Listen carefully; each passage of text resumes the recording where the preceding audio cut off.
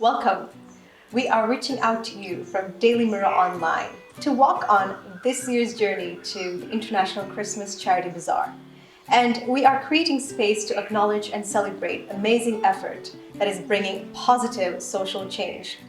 And we have amazing organizations and charities on the spotlight to kind of get an inside look into what their experiences are like and to talk about their associations with the ICCB as well. Today we have with us a unique organization working towards empowering, educating, and supporting individuals with disabilities or different abilities. Today we have with us founder of E.A.S.E Foundation, Anoja Rajapathirana.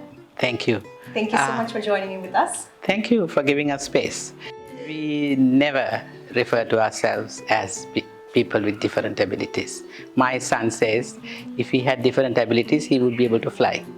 Perfect. I would love that. Yes. Okay. So, and yes. Disabled. Yeah. So you are an organization that is empowering and educating and acknowledging disabled individuals. Let's hear a little bit about what the E.A.S.E Foundation is all about. Yes, as the name suggests, it's educate, advocate, support, empower. And our core program is educating children. And while I always say my first love is autism because my son is autistic, we take whoever comes. Generally people who have either no speech or very little dysfunctional speech.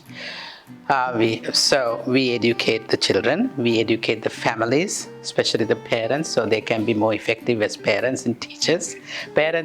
All parents have to be teachers. And if you have a disabled child, it's a lifetime skill that you need to learn. We educate society, and that really needs to be done because there are all kinds of stigma and wrong beliefs in society. So as we educate the children, we also need to educate the world so they meet a user-friendly world. So we say celebrate diversity. And we educate professionals through workshops. We educate the world through movies, documentaries, books. Our children, because we presume competence in every child, no matter what they look like or act like, we teach them age-appropriate academics as well as other skills. But we have poets, and we have published a collection of 4 of our students are really wonderful poets and writers. My son has a book as well. And then we, because inclusion is a thing these days here, we have also published a children's storybook for that. So educate covers a lot of ground. Then of course, obviously we advocate that people with disabilities belong in mainstream life. And that inclusion doesn't mean just dumping them in the classroom, that it needs to be a successful experience for everybody, the disabled child and his peers.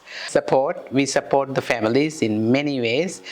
Because all our services are free of charge, we attract very poor families.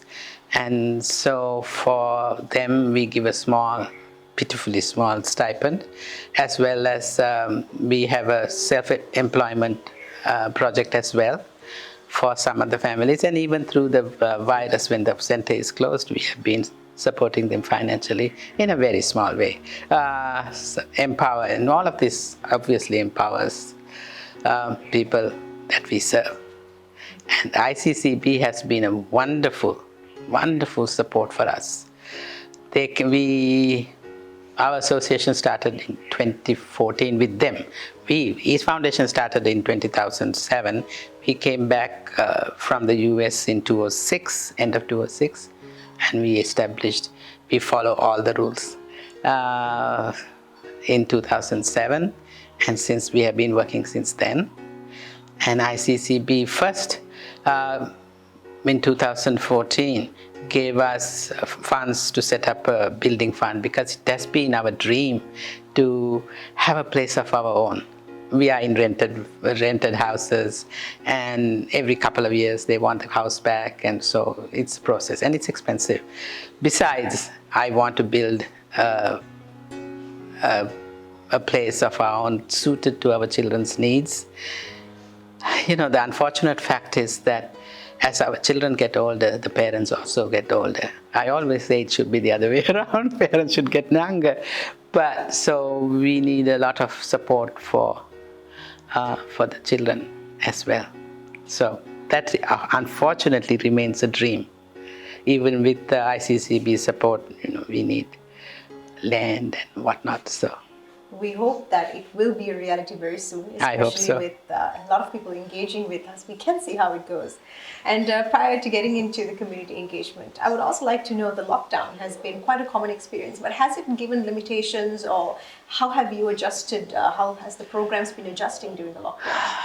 We, the staff, we send teacher work sheets and whatnot to the children, but it's very limited. The parents are in dire straits themselves, so it's hard for them to work with the children.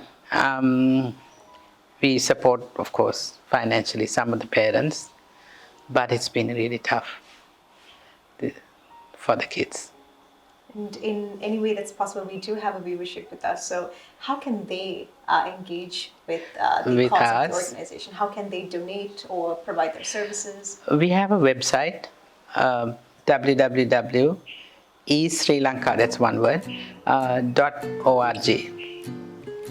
And that'll give you all the details of how to engage with us. We welcome friends. We love having visitors. The children love having visitors. And any gifts, big or small, there's no such thing as a small gift.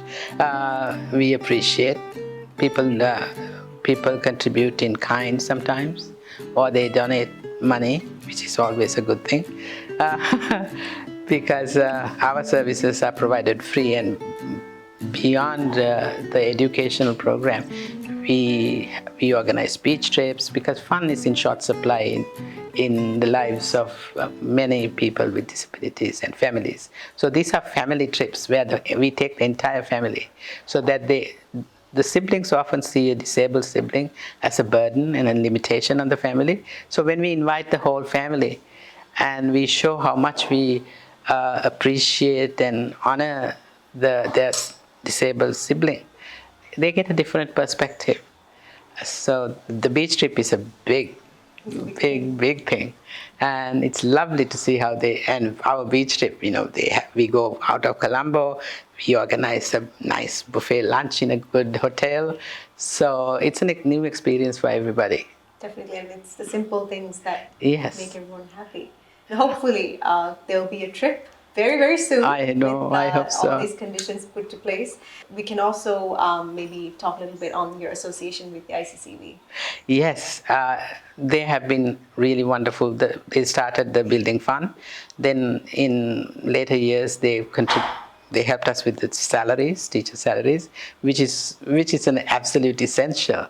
And many donors do not give funds to that, as if we can function without teachers. And then they also, the Bazaar is a place for us to display our beautiful products.